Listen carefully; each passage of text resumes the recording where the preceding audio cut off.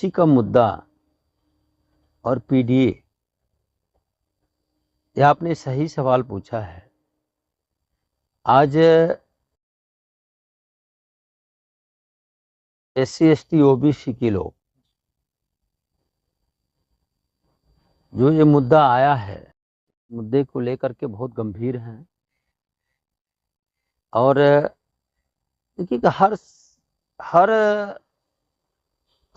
समाज को लेकर के हमेशा कोई भी चीज ऐसी होनी चाहिए कि किसी का कहीं से नुकसान ना होता हो, और किसी ऐसे तबके को अगर उसको कहीं संरक्षण उसको मिल रही है तो इससे किसी को आपत्ति भी नहीं होना चाहिए। हाँ, कहीं कोई कानून में अगर खामियां हैं तो निश्चित तौर पर उसके लिए हमारा पार्लियामेंट है, उसमें उसका संशोधन हो सकता है। उसको संशोधन की बात करनी चाहिए। हम एक दूसरे से लड़ने वाली बात नहीं होनी चाहिए। और ये कानून इसलिए बनाए जाते हैं कि जिन लोगों की कहीं जिसके साथ कहीं कोई कमजोर तबका है, आप देख लीजिए, जब आपने देखा होगा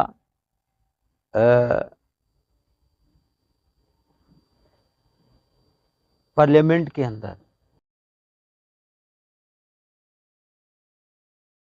सामान्य वर्ग के लोगों के लिए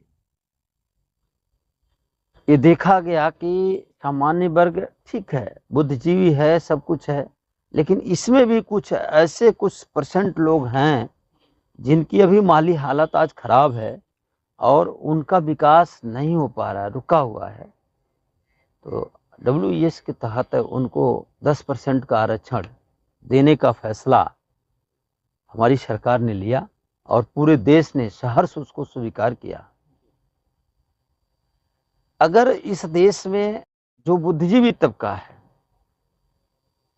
जब हम यहाँ हमारी सरकार सबका साथ सबका विकास सबके विश्वास के साथ निरंतर चल रही है, आज विजन भी सरकार का यही है कि हम सबके हित के लिए काम करेंगे।